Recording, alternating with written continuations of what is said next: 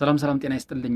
እንዴት አላችሁ? በያላችሁበት ይህን ቪዲዮ የምትከታተሉ ሁላችሁም ሼር፣ ኮፒ ሊንክ በማድረግ ትተባበሩን ዘንድ አላሳስባችሁ ወደድኩ። እንግዲህ ዛሬ ይዤላችሁ የቀረብኩት ቪዲዮ ምንድን ነው? ወቅቱን ይመለከታል ብዬ ያሰብኩትን ቪዲዮ ይዤላችሁ ቀርብ ያለው እንደሚከተለው ታዳምጡኝ ዘንድ አሳስባችኋለሁ። ይህ ምንድን ነው? ወቅቱ ልጆች ወደ ትምህርት ቤት የሚመዘገቡበት ወቅት ነው። በዚህ ወቅት ወላጆችን የሚያስጨንቃቸው ወላጆችን የሚያሳስባቸው ጉዳይ አለ። ይህን ጉዳይ ለወላጆች አድቫይስ ከመስጠት አኳያ እንዲሁም ለትምህርት ባለሙያዎችም ጭምር አድቫይስ ከመስጠት አኳያ በማሰብ ይህን ቪዲዮ ልሰራላችሁ መጥቻለሁ። ይህ ምንድን ነው? ልጆች የንግግር ጊዜያቸው መዘግየት፣ መናገር በሚገባቸው የእድሜ ክልል ውስጥ መናገር አለመቻል ወላጆችን ሊያሳስብ ይችላል። እነዚህ መሰረታዊ ምክንያቶች ምንድን ናቸው? ልጆች በዚህ የእድሜ ዘመናቸው መናገር ያልቻሉበት ምክንያት ወይም ደግሞ የንግግር ጊዜያቸው የዘገየበት ምክንያት ምንድን ነው የሚለውን አንድ ሁለት ሶስት ሀሳቦችን ላጋራችሁ ፈልጋለሁ። የመጀመሪያው ምንድን ነው? ፊዚካል ፕሮብሌም ወይም ደግሞ አካላዊ ችግር ካለባቸው ልጆች በወቅቱ የመናገር ችግር ያጋጥማቸዋል ማለት ነው። የመስማት ችግር ሊሆን ይችላል።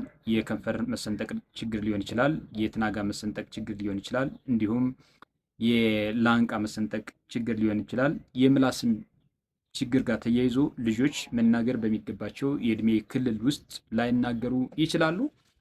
ሌላው ምንድን ነው? የማህበራዊ ግንኙነት ችግር ነው። የማህበራዊ ግንኙነት ችግር ሲባል ምንድን ነው? በአንድ ቤት ውስጥ የተለያዩ ቤተሰቦች ይኖራሉ።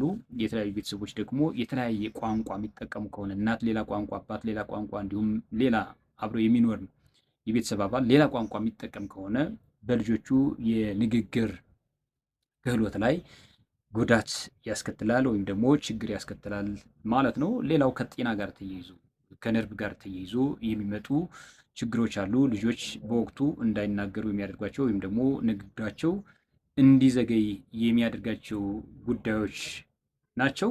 ሌሎችም ጉዳዮች አሉ። ለእነዚህ መሰረታዊ መፍትሄ የሚሆነው ምንድን ነው? ወላጆች ኬር ማድረግ፣ ወላጆች ጥንቃቄ ማድረግ እና እንደዚህ አይነት ምልክቶች እንደዚህ አይነት ሲምፕተሞች ሲያጋጥሙ ወደ ጤና ተቋምና እንዲሁም ወደ ትምህርት ቤቶች መውሰድ፣ የጤና ባለሙያዎችን ማማከር፣ የሳይኮሎጂ ባለሙያዎችን ማማከር እንደ መፍትሄ አድርገን አስቀምጠነዋል። ስላዳመጣችሁ እጅግ አመሰግናለሁ።